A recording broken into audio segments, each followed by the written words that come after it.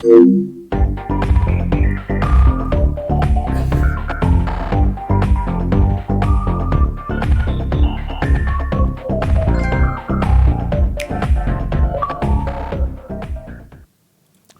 good, everybody? Welcome back to Invite Only, your weekly nerdy news, gossip, gospel podcast show. As you can see next to me, I have hovering here my co-host, Mike Doe. What is going on, players? What's good with you, Cheeks? Just you and me holding it down today, you know? Just you and me. As you can see, he's floating here. Adrian couldn't come today, unfortunately. So we need a producer, and he's a producer. Yeah. Some call me that. Compa also called out today. Oh, yeah. But we will all be back together next week, hopefully. Yes, sir. Or next Monday, because now the show's now changing over to 7:30 p.m. on Mondays now. We can get the live show on Tuesday. I meant the live show, the YouTube version on Tuesday at 10 a.m. Yeah, my mind's everywhere. Just leave me alone. We're going to get through this. All right, guys, we're going to get through this. It's going to be one of those shows. It's going to be one of those. It's going to be fairly short today because we just had a show on Thursday, so it's not like much news to cover in between. You get me? But we got some stuff. We got some stuff for you. How you been, Cheeks? I have been restless. I don't know. This is the first time I've, taken time off, but haven't really worked on any side projects other than, the live shows. But I think we've gotten them so down to the point to where it's it's kind of like nothing right now. You know? It doesn't feel like much. It's just, You podcast, obviously it's a lot you got to be on, when you're, on camera, things like that. So there's always that, kind of drainage. But, I've really not been doing anything. I'm excited to get into this Avengers. This Avengers nonsense, you know what I'm saying? That comes soon. Yeah, that does. That does come soon. And then, I've just been playing Warzone fucking every day. I've maxed out my level on Fall Guys for the season. So what's the max? 40, right? 40. Oh. And I'm going for that Platty. How many wins? 30 plus. I don't know. I lost track. Oh, that's how much you win, huh? You just stop counting them? Stop counting them, you know what I mean? 30 plus. I don't have the trophies because I'd be buying the crowns because I'd be buying all the little... There's a really frustrating trophy. It's the equipped all the epic stuff. Yeah. Essentially. And it's they're never on the Epic store. There's no Epic pieces ever on the store. It's mostly just Legendary, right? Well, sorry, that's what I meant, Legendary. Oh, so you have to wear all Legendary gear? Yeah. Usually that's the main one, right? I remember last time I actually played Fall Guys, it was the Peabody and it was the top and the bottom. Yeah, the Peabody, that's fine, but you got to do the color and the pattern all has to be Legendary. Oh, there's Legendary colors and patterns? Yeah, it's really frustrating. Okay, I got a question for you, Cheeks. You've done this before, right? For this whole setup with Tech Fever, right? A few times, yeah. A little bit, not like this. But. Not like this? So for this podcast, should I be looking at the camera or should I be looking to the left? Or you know what I mean? Because you're right here, but you're not here. So it's I'd look more to the... Look straight? What's your left? Your left. Look to the because left. I'm there. You know what I mean? What's going on, buddy? How you doing? Are you looking at me right now? Oh, it's this way. Sorry. How you doing, buddy? Yeah, you gotta look at me as I look at you. This is how we're gonna have to work this now. Staring at my eyes. No, usually I have Kevin up on the big screen. Oh, so you're looking at him. So I could look at him and the camera. Oh, that'd be nice, but it's okay. We're not equipped for this. It's okay. We're getting through it though. I just have a ghost chair, but a hovering face. So I was just curious because that's kind of what I'm dealing with here. It's acting, you know what I mean? Yeah. Your big Hollywood debate. You know what I mean? I'm just real you got to act in a green screen. Okay. The monster's there, you know what I mean? You got to kill him. Well, thanks for asking, Cheeks. Have you been playing anything? Not really. Apex? Honestly, you're still on your Apex I haven't been bullshit. playing a lot of Apex. I have, but I haven't, Not as much as I would have liked to have been playing, if that makes sense. Yeah. I haven't been playing a lot of Apex. Recently started playing Smite. You saw me? I saw you. You saw me on that Smite? This PC dork shit, you know what I mean? Yeah, the graphics on the PC, I might have to start playing Apex on the PC. I'm not going to lie to you. The graphics? Who the fuck cares about graphics? But look, it helps with everything. Even just the contrast, right? It's I can actually see, a lot more. That's why the graphics are important. Well, you're also playing on a fucking 2009 32-inch flat screen TV. But even if I was playing on my fucking 2019 OLED, I still feel the exact same way as far as what I can and can't see. You're in the game. Insane. Look. Some of us play the games and just see things differently. All right.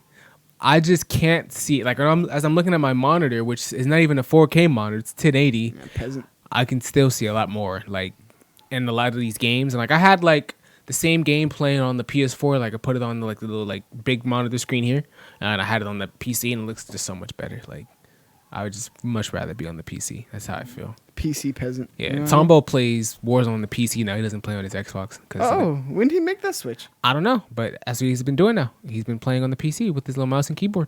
I know, fucking dork. No, he's been getting into CS:GO too.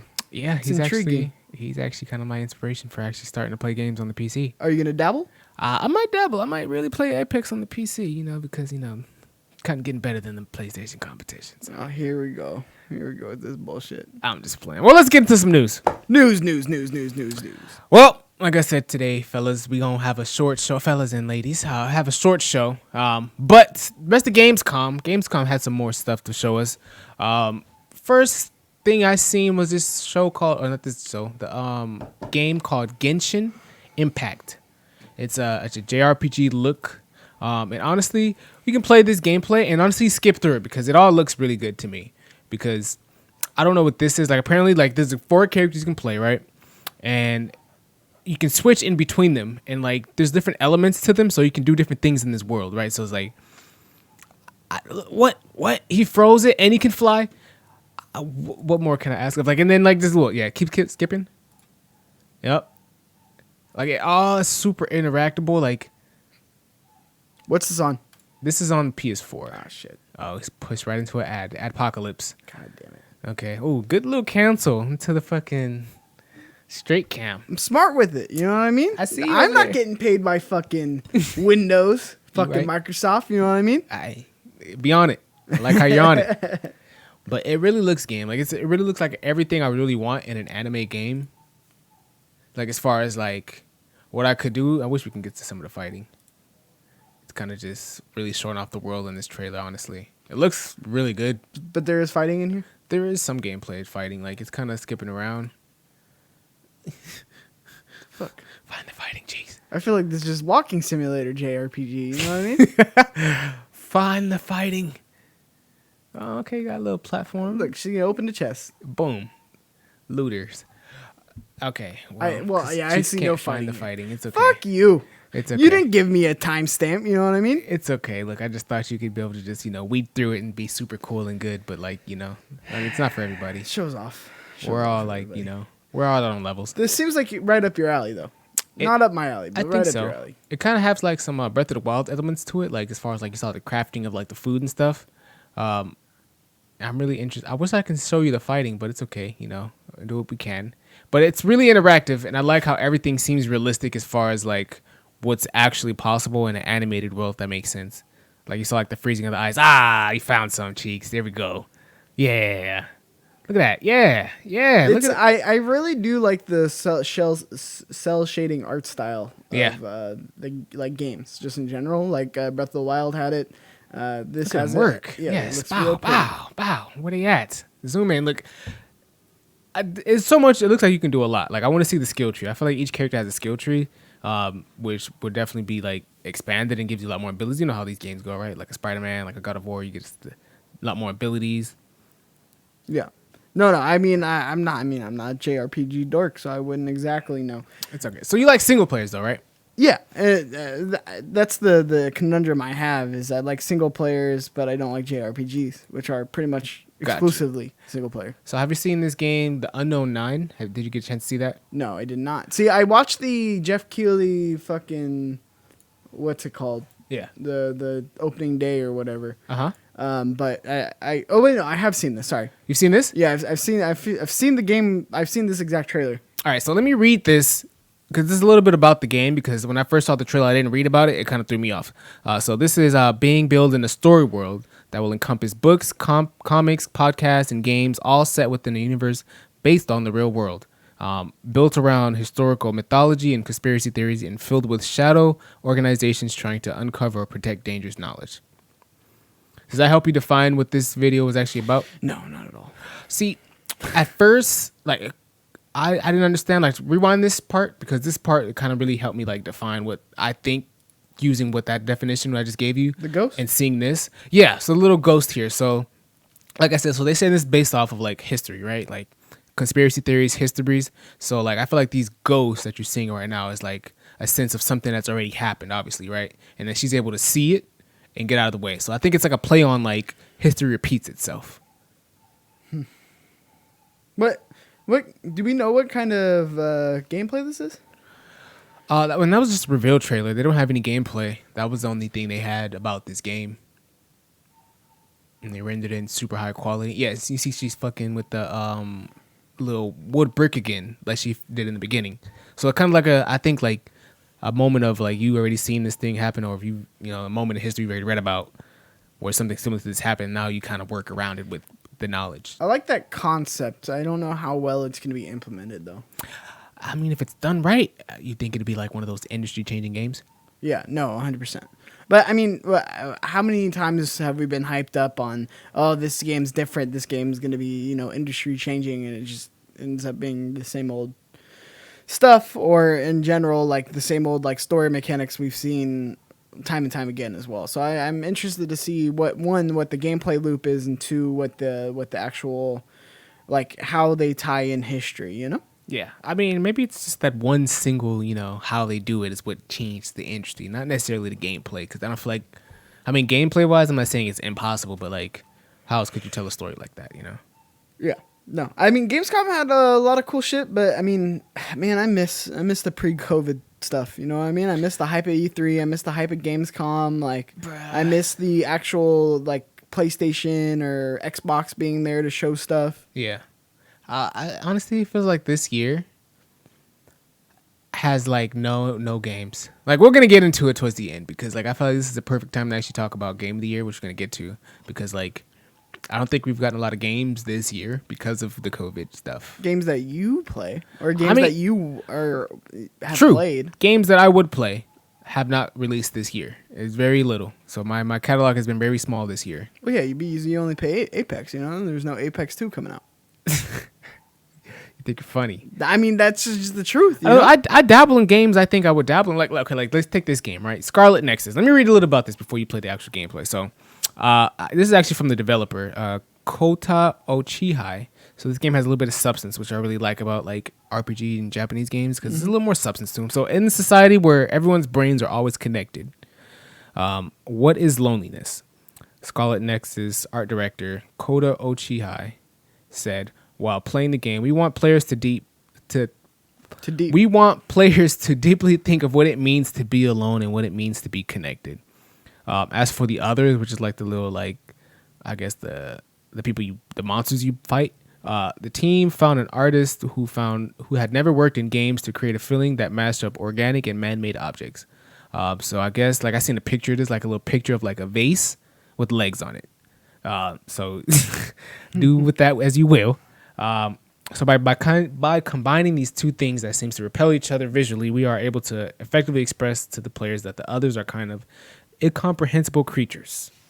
I am gonna play the gameplay now because it looks good. This is some more cell shading, and it looks really fluid. I saw another article that was talking about like the actual developers, and they were talking about how like they wanted the game to feel. That's a Bulbasaur. No? What? A Bulbasaur. The Pokemon? Yeah, is that not what that is? Low key, that looks like it. That's a good comparison. Thank you. But yeah, they wanted the game to feel really fluid and smooth. Was like the focus on designing, I guess, the mechanics for this game. I was reading an article about The Verge, I believe. Okay, I mean, yeah, This Xbox Series X representative gameplay. So I don't even know if that means that this is what it's gonna look like or not. No, I think it just means it was captured on Xbox Series X. I mean, these games, I always want to get into them, but I can't. I just can't. But it looks gorgeous. I'm sure. I mean, are you gonna play this game when it comes out? That's the thing. I feel like we talk a big talk, but when the shit actually hits the fan, like me giving Ghost of Tsushima a try, like I talked a big talk on giving it an actual try, but like it came out and it passed like a fart in the wind. Oh, look, I mean, I'm notorious for giving games a try. Do I beat them? Probably not, but I gave them a try. So like, this is probably one of those games I will buy, dabble in, see if I can actually like stick to it if the gameplay actually like intrigues me. It looks really good right now. Like I'm into the comboing, because it definitely looks like you're supposed to flash a bunch of combos, use telekinesis. You see him throwing like, I guess like refrigerators and stuff off the street. Look, whatever that was. Kind of reminds me of Devil May Cry. That's how I want it to feel. Like if it's as smooth as Devil May Cry. Did you play the new Devil May Cry? Yeah, I have it. Good game. It felt really good. I wish I was good at Devil May Cry because like that's a thing. You can't just pick up Devil May Cry. I mean, you can, No, but you like definitely can. You won't be good though. Yeah, but why you gotta be good? Just get through the story, you know? Because I want to be good. Like I Well, feel I like guess doing story combos is one of the funnest part in Devil May Cry. Yeah, sure, but you know, Yeah, I mean, you know, it's people not like actually you're try going to. against anybody. I know, but like I'd like to play the game and then like try to like do the objective. Be a speedrunner. No, it's not speed running. I mean, if anything, me doing the whole like combo, like stylish combos you can do in Devil May Cry would take more time. Which this game I hope is similar to that because like it looks like you can do so much. How far did you get into Devil May Cry? Honestly, I got about a quarter of the way in. I think it was another game that came out around the time that I was kind of more interested to play. Yeah, that's the fucking issue, huh? Yeah, that's the thing. That's the problem with games like this that come out all the time, and then like you start it, and then like another one comes out, and you're like, okay, I guess I'll play this one too. Yeah. And then like you just, you know what I'm saying, you have to choose. No, I mean 100%. I mean, I have such a backed up backlog, and it's only growing because I'm only playing Call of Duty, which is a real issue. Yeah. For my productivity in terms of like, I get that people look at like playing games is not productive, but like doing what we do, I really do feel like it's productive if you're getting a good spread. You know what I mean? A good variety of games, and you're playing different things, and you're beating different games instead of just playing the same game. So I always like, even though like I keep playing Call of Duty over like every night, I get in this in my head in terms of like, man, I really should be, playing like Ghost of Tsushima. I really should be doing this. And that's kind of like the curse of doing this, where it's like, I feel like I'm not being productive. If I'm not playing like a wide variety of games. That's why I'm excited for Avengers. Give me a little something different to dabble into. But are you gonna stick with Avengers though? We'll see. I think I'm gonna get a lot further with that than I did in Ghost of Tsushima. I think I'm gonna come up on the notion of just forcing myself to play games where like I come home from work, for example, and I'm just like, okay, I'm just gonna sit down and play this. Like no matter how much I want to play like Apex, like I'm just gonna an hour of next game. I think that's good. I think that's actually the smart way of doing it, especially with everything that's out. And sure, it might take you a month to beat something like Ghost of Tsushima or Avengers, but it's like, I could learn to like it, you know? Yeah. You could learn to like Ghost of Tsushima or JRPGs if you just forced yourself to play them. Maybe it's killing me, man. Next thing you know, you're sunken in like Call of Duty. I don't know. See, that's the social aspect. Because sometimes I do these weird things where it's like I get really stuck on like single player games for a while, and then I'll be playing the single player games and like really be invested in them, and like I'm not playing anything else. And then there's the social aspect where okay, like I want to play with my friends. Yeah. So then it's like I'm in here with Sean, and I'm playing other Sean, my other friend Sean White, and if we're playing like that game or like Call of Duty, and it's just like a social thing where it's like, yeah, I'm getting good at it. I've actually gotten way better than I was at Call of Duty, especially in Warzone. And I'm stuck on that for a minute. So then it's weird on trying to crack these cycles, but it really does take something like a good single player game like The Last of Us to come out to kind of break that. I just think you need to just be comfortable with trying something different than your norm. Because, I mean, Last of Us broke your cycle because you played Last of Us 1, right? Like, you already knew what you're going to get yourself into when you got Last of Us 2. So it's like, if you just tried maybe like a Final Fantasy, maybe you might just learn to love it. Now, I've tried a Final Fantasy. I am not into it at all. Okay, and that's fair. the thing, is the gameplay loop. Whereas Ghost of Tsushima is kind of on the border of JRPG and action adventure game. How? What do you mean how? How is it on the border of JRPG and action adventure? Honestly, it's not even a lot of JRPG elements. Well, that's what I'm saying. It's more that's what puts it on the border. Because it is like just a Japanese role playing game, right? I mean, it has a Japanese character. Yeah, and I mean, and there's no role playing aspects where you upgrade and you. Of course. Okay, so that's the RPG part, and it's open world, and you go on different quests, You can't right? do that. What? I mean, that's what an RPG is. I mean, but just because like the theme of the game is Japanese Okay, doesn't make that's it. what puts it on the edge of a role playing game and action adventure game. Mikey. All right. Okay. Let's just agree to disagree. No, is what's a role playing game to you? If that's not a role playing game, It is Because a role-playing game, but- Horizon Zero Dawn is a role playing game. It's an RPG. But what is it, like a German RPG? No, I mean if we want to put like what it is, it'd be like a. But that's not what makes a JRPG a JRPG. You literally just said it's because it has Japanese like elements makes it a Japanese. I know, but we don't use. It's weird because we don't use that for anything else. We don't say like an Why are American. you doing that? Doing what? it. You're doing it. Doing what? JRPGs that I mean the way That's I'm what thinking of JRPGs JRPGs are is way Japanese different than something role-playing Ghost of Tsushima would give. I mean, by definition, yes, but I mean, as far as what the games will give you, it's way different than an RPG you experience like Horizon Zero Dawn, even Ghost of Tsushima. Like it's not even the same. It's not even on the same level at all. I think it's very similar to Horizon Zero Dawn in terms of like the upgrading and the things that make Look, it an RPG. That's So, what an okay, RPG sure. is. All RPG is gonna have that. That's just an element of the RPG. Okay, so that's what puts it on the edge of RPG and action adventure game. You know what? Do you like RPGs?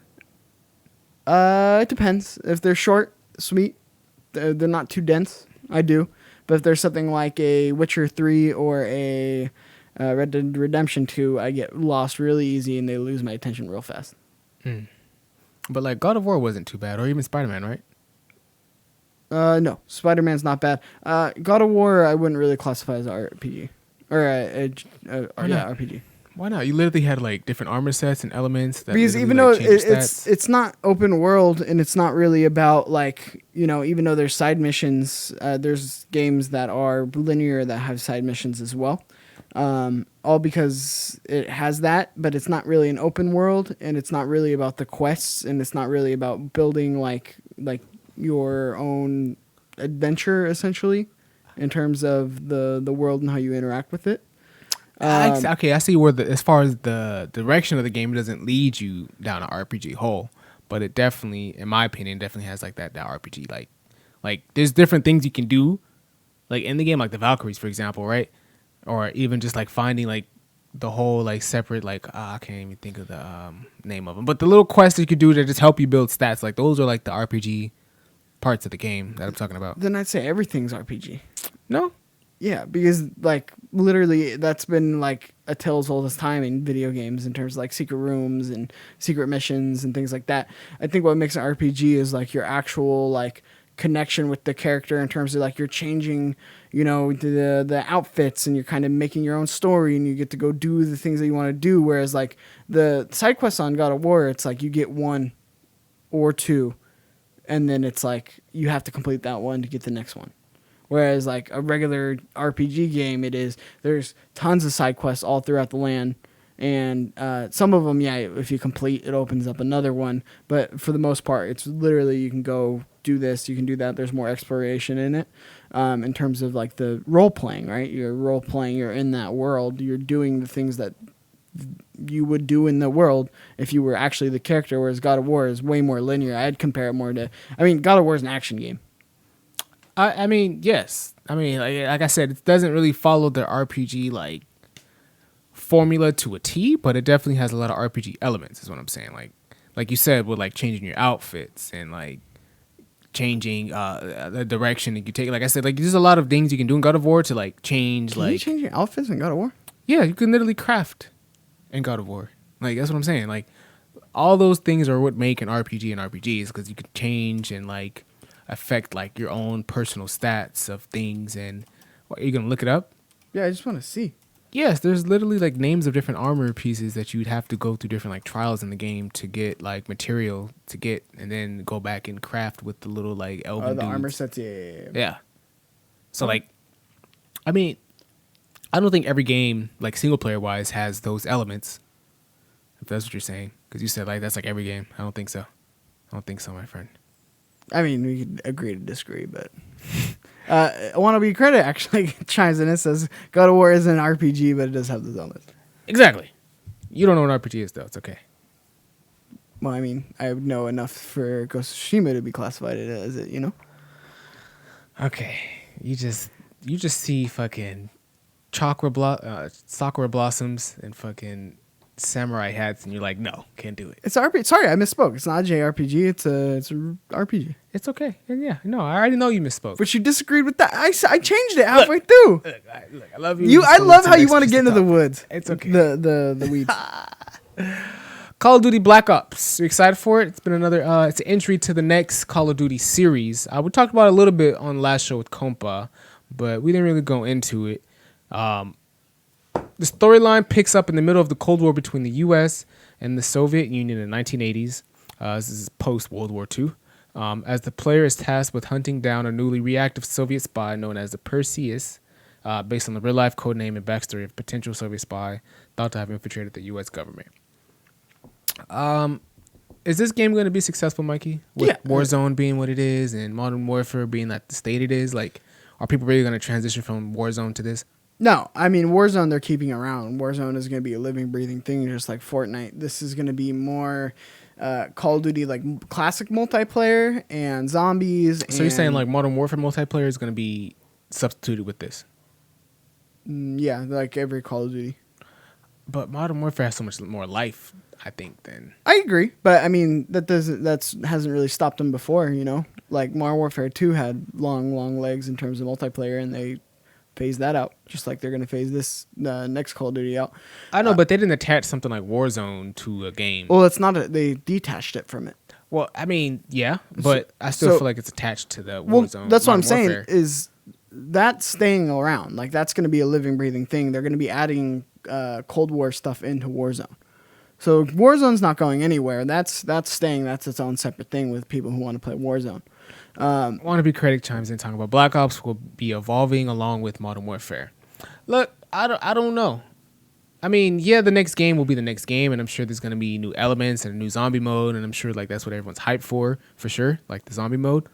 But I know multiplayer is a big part of Call of Duty, and I'm sure like 80 to like 90% of the people that do play the multiplayer are playing like Warzone, so it's like people are gonna buy this for the story. Like we might as well just get like a, you know how they did like the remastered version of Modern Warfare 2 and just gave it the campaign. Like I feel like that's what this might as well be with zombies. Yeah, but I mean, sure, we can have the conversation of wanting to annualize, not annualize, make Call of Duty a platform instead of like a yearly game. But that's never how it's been, and they lose so much money doing that. I mean, they're gonna release it. And obviously they're going to push this. Modern Warfare, in terms of Modern Warfare as it is not going to be evolving with it other than Warzone. Like the Warzone part of it will be evolving with it because it's such a hit and it's so popular. But in terms of the multiplayer, I mean, they've done this like every time in terms of, you know, phasing out a game and bringing in the new game, even though people still love that old multiplayer. I'm sure there are going to be people who still go back and do that. But I mean, every Call of Duty we've gotten like maps brought back from the previous one that are like slightly updated, especially with Black Ops. They're like the number one person to do that.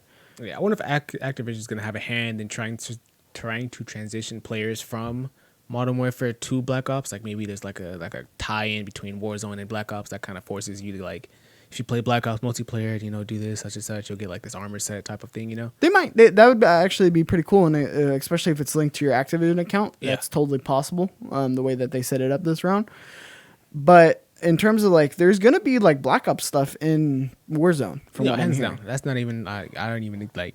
That's not even a question. Yeah. For sure they would. So like Warzone's fine, and it's still its own thing. It's different than regular. Like I've been playing because while I wait for my friends to get online, I play just regular like Call of Duty multiplayer, and it is just a different thing. Like even though it's technically the same game, it's just a completely different thing. So that's what I'm saying is like they'll bring it back with their own different guns, and the people who want to play with those guns that are in Black Ops, they're gonna go play Black Ops, and they're gonna want to maybe play the campaign. Not a lot of people play the Call of Duty campaign, but again, it sells millions and millions and millions. So how many people, you know? Yeah, I mean, finish games in general. They're gonna make money because it's the next Call of Duty. Like I'm sure that's at least like $5 million. You know what I mean, in the pocket. Yeah, 5 million. 2 to 5. I don't know. I said 2.5. $2 to $5 million in the pocket just from the name alone. We'll get the next piece of news then. Have you been keeping up with the Apple Epic thing? A little bit. I've seen articles where it's shooting across the bow, where it is. They are like they remove their dev kit, correct? Yeah, But the dev kit. Yeah. So they removed the dev kit from Epic, so now they can't even do anything. They can't even like try to change it, and they gave the snarky. We hope to work with Epic Games in the future, and just constant shots across the bow. Like I see the articles where it's like Epic says this and Apple says this. So that's kind of my update on it. All right, I can read straight from this article here because you're on the right page. What happened was they did in fact delete like Epic off of their iOS store, so you can't get Fortnite. Apparently, there's another game that was developed by Epic was called Infinity Blade. You can no longer get. Obviously, that means you're not going to get any more updates for those games, especially Fortnite. So whatever seasons it's in, that's it. No more updates, no more season upgrades. That's just where you're at with Fortnite. But then there was another piece I found online. This is coming from GamesIndustry.biz. However, due to Epic's successful bid for restraining order earlier this week, Apple has not terminated Epic's access to developer tools for Unreal, meaning that developers using Unreal can still do unimpeded with the same level of access as on other platforms. Then I saw this comment coming from Apple, which I thought was interesting that they would make at a moment like this. So it says, we were disappointed that we have to terminate the Epic's game account on the App Store. We have worked with the team for Epic Games for many years on their launch and releases. The court has recommended that Epic comply with the App Store guidelines while their case moves forward. Guidelines they followed for the past decade until they created this situation. Epic has refused. Instead, they repeatedly submit Fortnite updates designed to violate the guidelines of the App Store. This is not fair to all other developers, and the App Store is putting customers in the middle of their fight. We hope we can work together again in future, but unfortunately, this is not possible today. So, oh shit! They pretty much said, "Oh, Epic, I can't talk today. God damn, Epic, you're causing us too much headache. Everyone's looking at this case like, what's going on? How come they're allowed to do this?" And I guess they put Apple in a bad situation with this being as big as it got, and Epic trying to make this case such a. I don't know if I agree with the way Epic did it, is what I'm trying to say about this. Like, I don't know how to word that, but I don't know if I agree with the way they went about what they had to do. At first, I came out super pro Epic because it was right as the xCloud stuff was coming out and the Stadia stuff was coming out, and Facebook Gaming, which they finally got approved, stuff was coming out, where it was basically that they were getting denied over and over and over again by Apple. So obviously there's an issue where, something like xCloud, which isn't predatory, and not saying that Epic's predatory, but, it's like a service like Netflix, but, you buy games, and I don't know why they couldn't find a workaround for that. So I was super pro Epic with the start of this, but more and more I'm coming around to Apple's side. In terms of, like, it is their platform. Like, they could just not put it on there. At the end of the day, right? It's kind of like, well, you did want to put it on the App Store. So, like, how are you mad? But then I side with Epic. But I don't know if Epic did it the right way to try to make that, like, a statement. So, I mean, they got the media buzz they wanted. Like, the fact that they're playing the media really, really well in terms of getting eyes and attention on this case. Yeah. Which is masterfully done with the way that they did it. I don't think they could have got that attention any other way.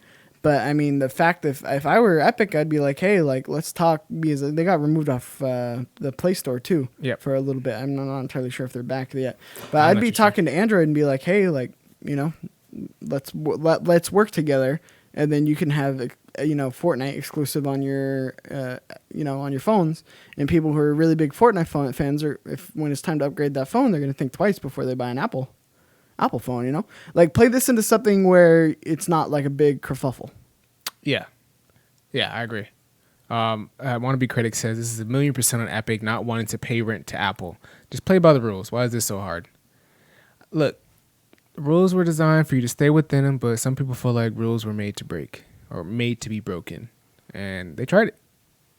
Well, I mean, some rules are bullshit too. Yeah. Like, we can't ignore that fact that some rules are.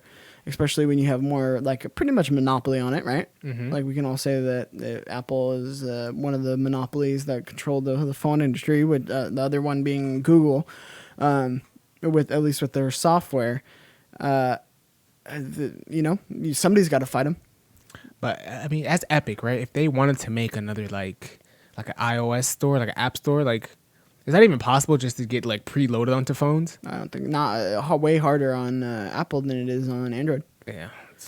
So that's the thing is battle. like they can't really do that because Yeah. Apple wouldn't allow another store on their device. And like, where are you going to download that app? And if you have to go through a third party and go through like the browser to download the app, Yeah.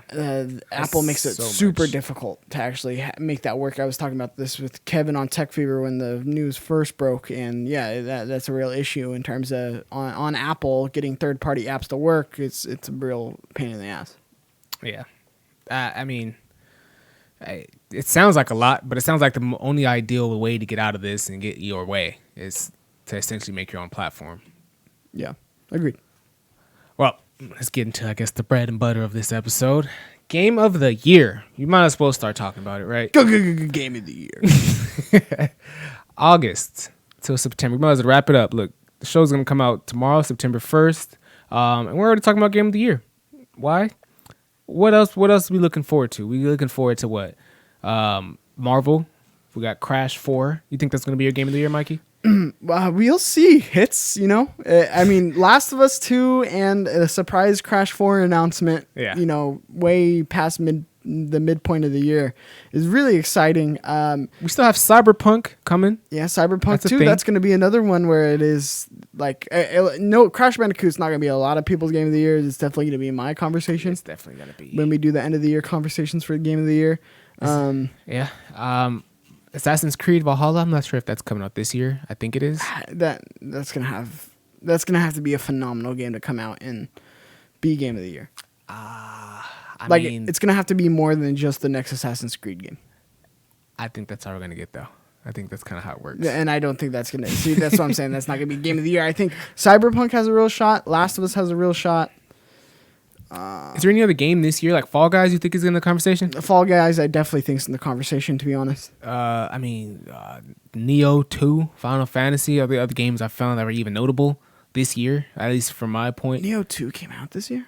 Neo 2 came out this year. Final Fantasy 7 came out this year. Not too many games, honestly. At least console games that I play. I mean, there's like The Walking Dead. There's a couple of different like World of Warcraft like add-ons. I don't even know if those are count. Do we count add-ons for Game of the Year? It depends if it's a standalone. Like if you had like Monster Hunter, right? And then you get like Iceborne, Monster Hunter, Iceborne. No, it would have to be like a Uncharted Lost Legacy where it's like a separate thing, or the Spider-Man Miles Morales.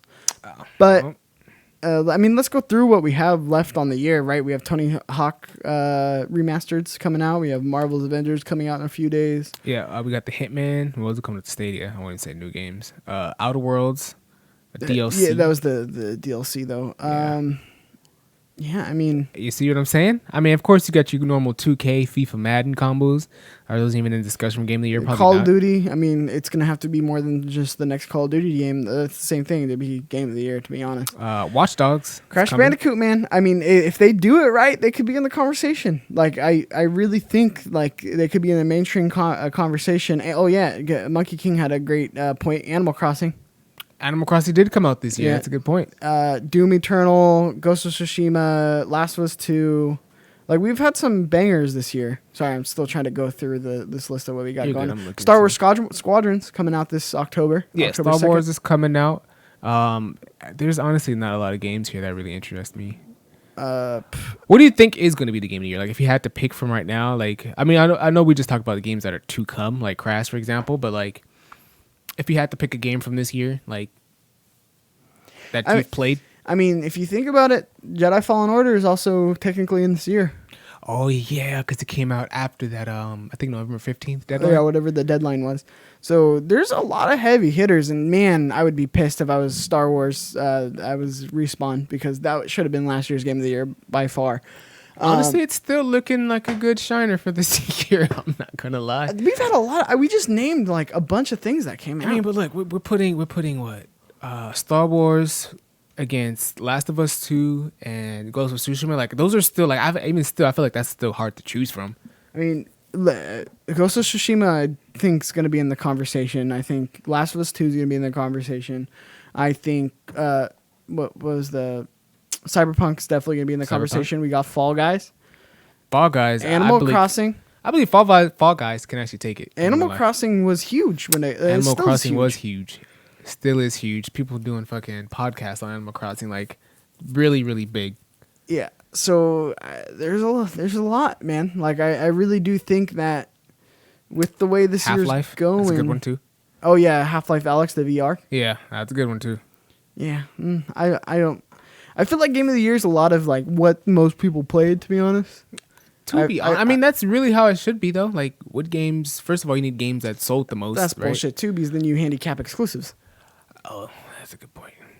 That's a good point. But yeah, no, I think Last of Us runs away with it this year. And we'll see how Cyberpunk is. I think Cyberpunk has a very, very good shot at becoming Game of the Year, depending on how it looks like finished product. Yeah. Man, Fall Guys.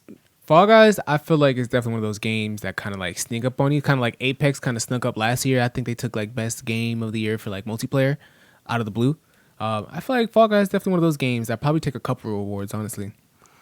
Yeah, I mean, I'm just going back and I'm like, there's some hitters this year. I mean, there obviously I think a lot of things got delayed because of COVID. Did Dreams come out this year? Yeah, Dreams came out this year, February. I don't think that's in the conversation, but it came out. Yeah, it definitely was there. Yakuza, Darksiders. I'm just looking at a couple games for February. February had heat. Yeah, I mean, it started off real good, and then, COVID. And I think that's what really fucked up a lot of game releases. Yeah. But I don't know, man. I really do think Last of Us runs away with it. I could see, like I said, Cyberpunk, and I could see Ghost of Tsushima. I definitely think is going to be nominated. For sure. I don't think it takes it, though. No. I'm with you on Last of Us, but if Cyberpunk can actually pull together a fucking compelling story outside of just, like, the gameplay, I think the gameplay is probably going to be, like, probably one of the most, like, one of those gameplays, one of those games, like, mechanically, like, feels good, like a Grand Theft Auto, like one of those games. But the story, I think, is what's going to really make or break Game of the Year for that game. Look, and we talking about Crash Bandicoot like it's a little bit of a joke, which I understand.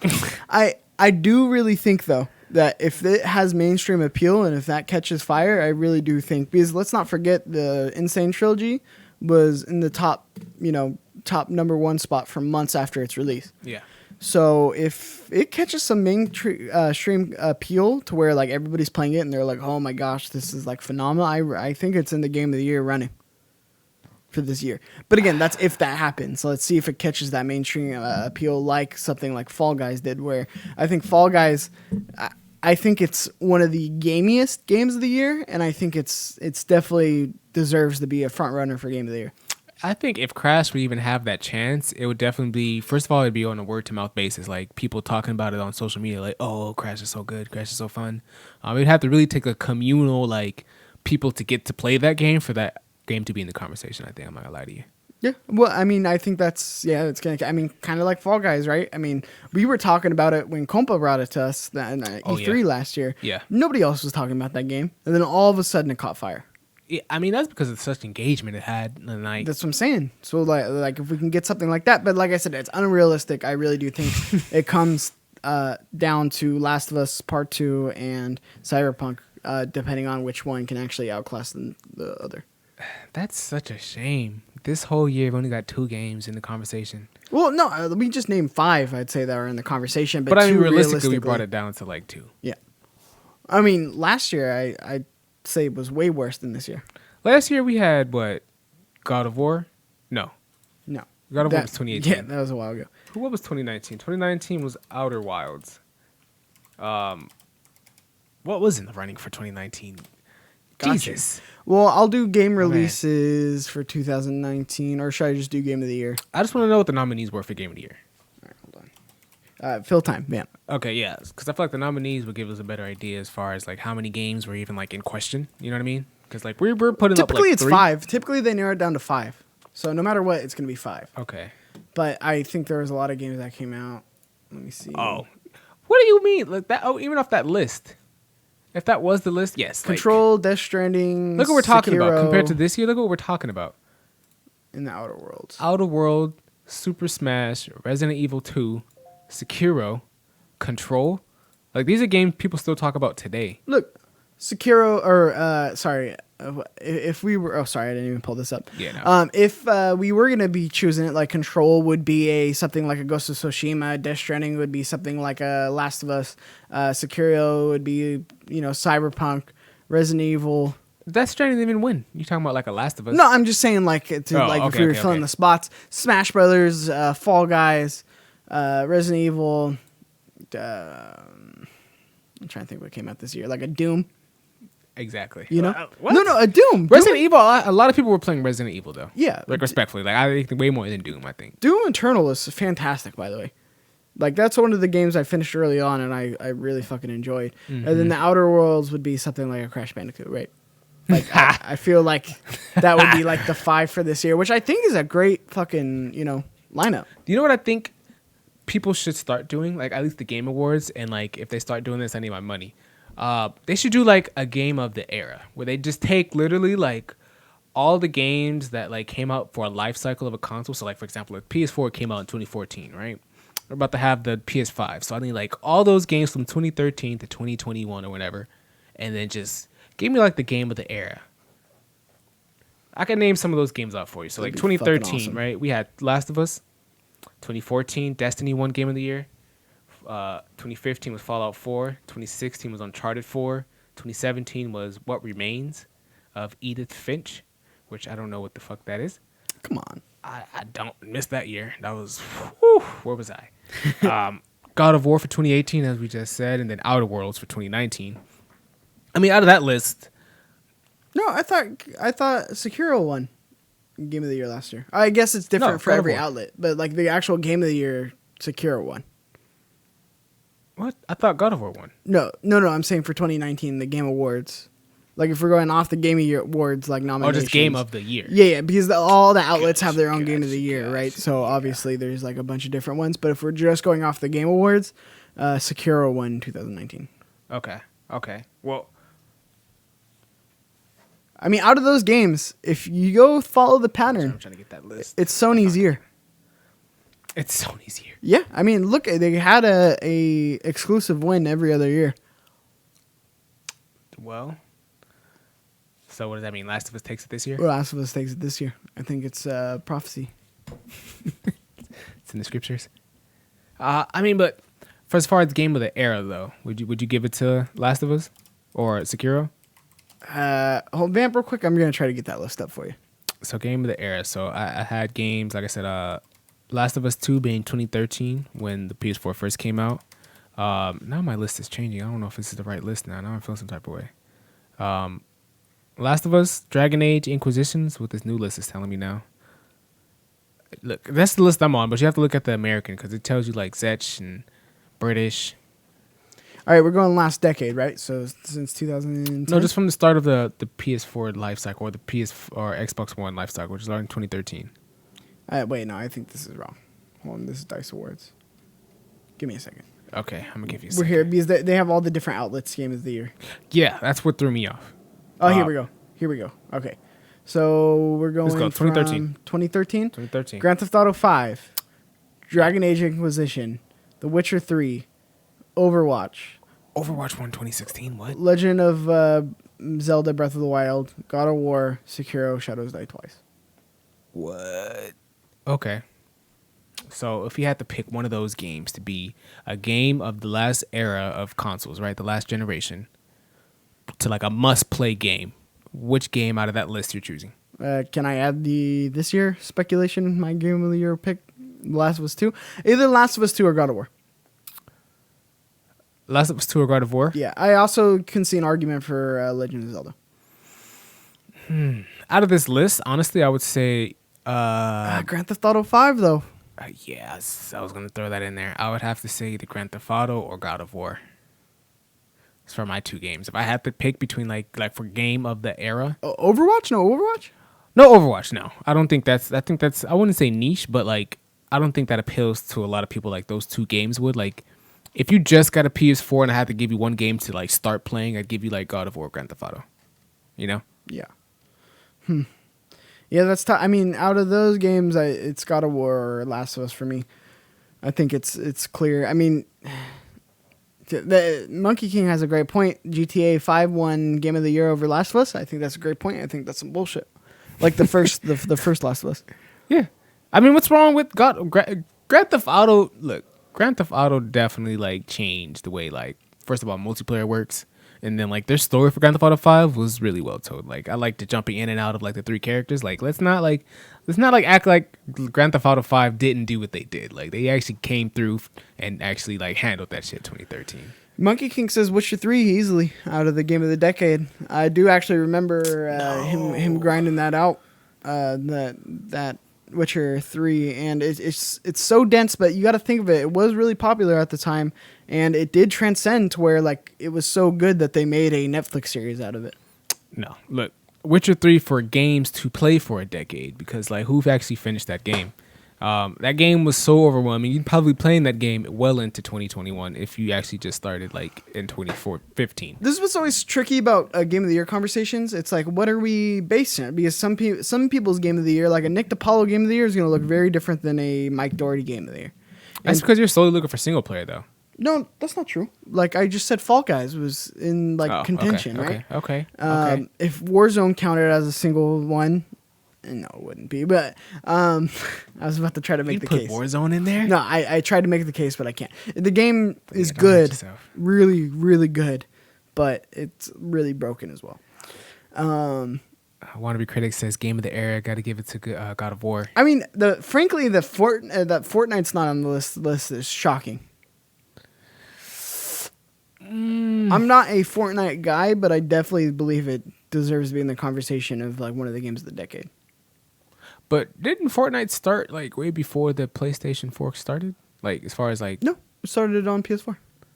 Fortnite started on PS4. Like that was their first like area where they had the game like going. Mm-hmm. Oh, shit. It was announced for the PS3 back way like when The Last of Us got announced. It was announced at the Game Awards, but it was not ready. Oh shit! And then it wasn't Battle Royale. It was the regular. Just the PvE. Yeah. Oh shit!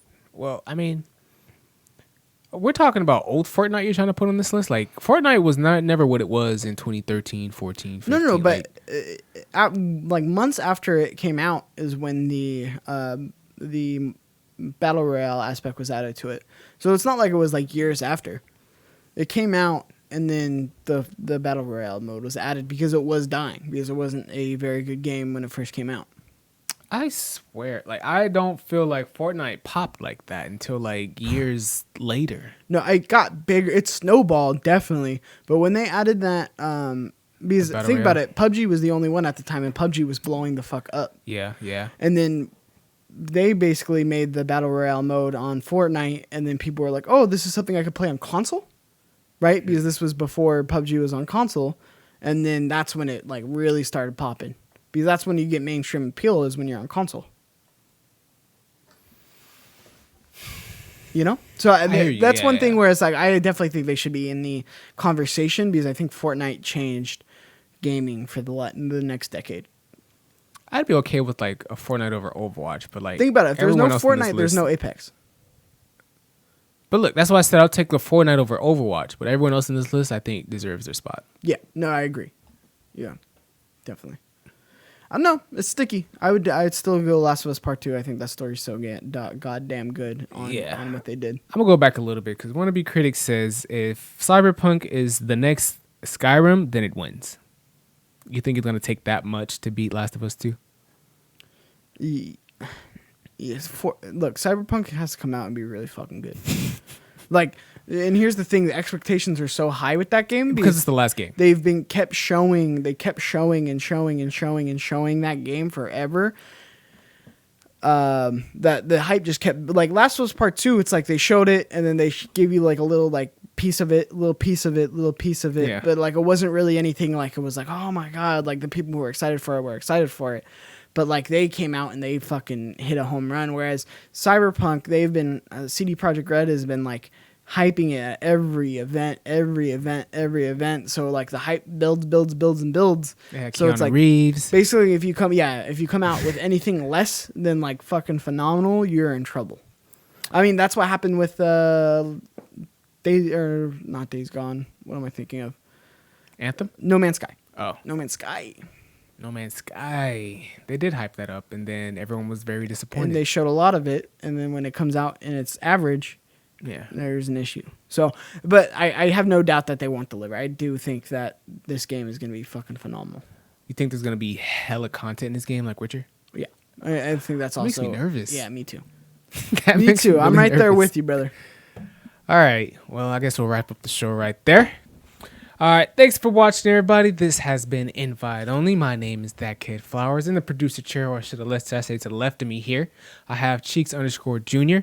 You can watch this show tomorrow at 10 a.m. over on youtube.com/play everything. If you missed it today, which was live at 7:30 p.m. on Monday, over at twitch.tv/P Productions. You can also listen to it tomorrow at 10 a.m. on all podcast services around the globe. PP Productions. Cheeks, you got anyone you want to plug? Which one to plug? Baby? Yeah, you can watch my show Tech Fever on youtube.com/play everything. Same place you watching this show if you missed the live stream. Every Thursday at 10 a.m. Me, Kevin Coelho, breaking down the tech news of the week. And you can follow me at Cheeks_Junior, as you said. Yes, sir. Stay up to date with everything for me. Some big announcements coming in the next week or two. Honestly, a lot of you are going to be very surprised, but more to come. More to come. All right. Well, I guess we logging off after that. Thanks for watching, guys.